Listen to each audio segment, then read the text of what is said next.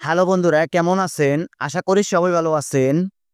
২০২৫ সালে এসে আপনারা কিভাবে অপ্রয়োজনীয় ফেসবুক পেজগুলোকে একবারে পার্মানেন্টলি ডিলিট করবেন সেটাই দেখিয়ে দিচ্ছি আজকের এই ভিডিওতে। সো আপনারা অবশ্যই ধৈর্য সহকারে সম্পূর্ণ ভিডিওটি কন্টিনিউ করুন। তাহলে খুব সহজে আপনারা ২০২৫ সালে এসে আপনার যেই কোনো অপ্রয়োজনীয় ফেসবুক পেজকে আপনারা একবারে পার্মানেন্টলি ডিলিট করতে পারবেন। তো যেকোনো ফেসবুক পেজকে পার্মানেন্টলি ডিলিট করার জন্য আপনারা ফার্স্ট অফ অল চলে যাবেন আপনাদের ফেসবুক অ্যাপ্লিকেশনটিতে যাওয়ার পর আপনারা এখান থেকে জাস্ট 0 লাইন্সের উপর ক্লিক করবেন কিংবা আপনাদের ফটো আইকনটির উপর ক্লিক করবেন। ক্লিক করার পর এখানে আপনারা দেখতে পারবেন অনেকগুলো অপশন চলে এসেছে। সো এখান থেকে যাদের ফেস ক্রিয়েট করা আছে বা ফেস খোলা আছে তারা এরকম একটি অপশন পেয়ে যাবেন। সো আপনারা এখান থেকে এই অপশনটির উপর ক্লিক করবেন। অ্যারো অপশনটির উপর ক্লিক করার পর আপনাদের সবগুলো ফেস চলে আসবে। যতগুলো ফেস আপনারা এই ফেসবুক অ্যাকাউন্ট দিয়ে ক্রিয়েট করেছেন সবগুলো ফেস কিন্তু চলে আসবে। সো এখান থেকে আপনারা যে ফেসটাকে ডিলিট করবেন সেই ফেসটা সিলেক্ট করবেন বা সেই ফেসটাকে চুজ করে নেবেন। দেন আমি এই ফেসটাকে ডিলিট করব, তো এই ফেসটাকে আমি চুজ করে নিচ্ছি।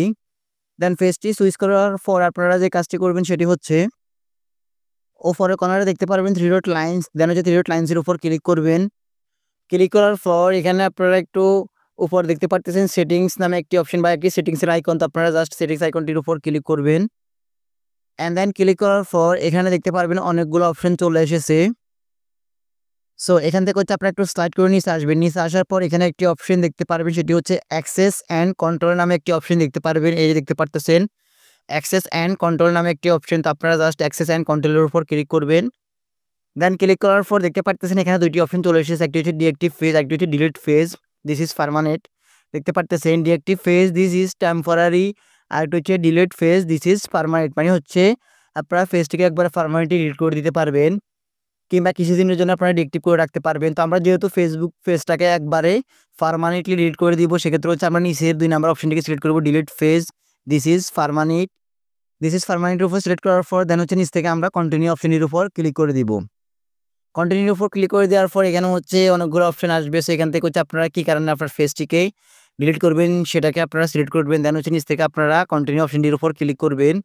সো এখান থেকে তারপর কন্টিনিউর উপর ক্লিক করার পর দেখতে পারতেছেন এখানে আপনার ফেস যতগুলো ডকুমেন্টস আছে, যতগুলো ভিডিও আপনি আপলোড করেছেন বা ফটো আপলোড করেছেন, তাহলে সবগুলো ইনফরমেশন আপনি কিন্তু ডাউনলোড করে নিতে পারবেন। তো ডাউনলোড করার জন্য আপনারা ডাউনলোড ইন এই অপশনটির উপর ক্লিক করলে আপনার ফেজের যেই যাবতীয় ডকুমেন্টগুলো আছে, যেই ভিডিওস এবং কন্টেন্টগুলো আছে সেগুলো আপনি ডাউনলোড করে নিতে পারবেন।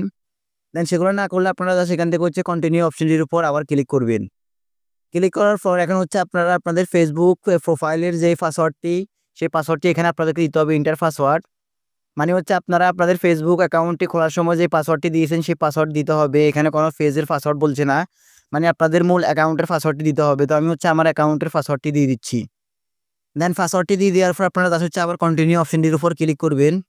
কন্টিনিউ অপশনটির উপর ক্লিক করার পর দেখতে পারতেছেন এখানে কিন্তু আপনার পেজের সব ডিটেলস চলে এসেছে, delete refund online page and information.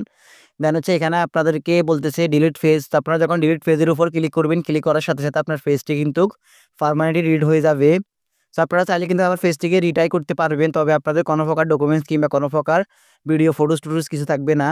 So আপনারা যদি 30 দিনের ভিতরে এটা করে নিতে পারবেন, আর 30 দিন পরে কিন্তু একবার আপনার পেজটি পার্মানেন্টলি ডিলিট হয়ে যাবে। তো আমি এখন এখান থেকে জাস্ট ডিলিট অপশনটির উপর ক্লিক করতেছি।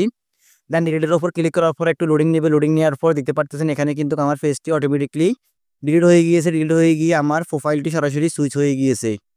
দেন আপনাদেরকে আমি দেখাচ্ছি, দেখতে পাচ্ছেন আমি এখানে 3 ডট লাইনসের উপর ক্লিক করে এখন যদি আমি পেজের উপর ক্লিক করি, তাহলে দেখতে পারবেন আমার পেজটি কিন্তু ডিলিট হয়ে গিয়েছে।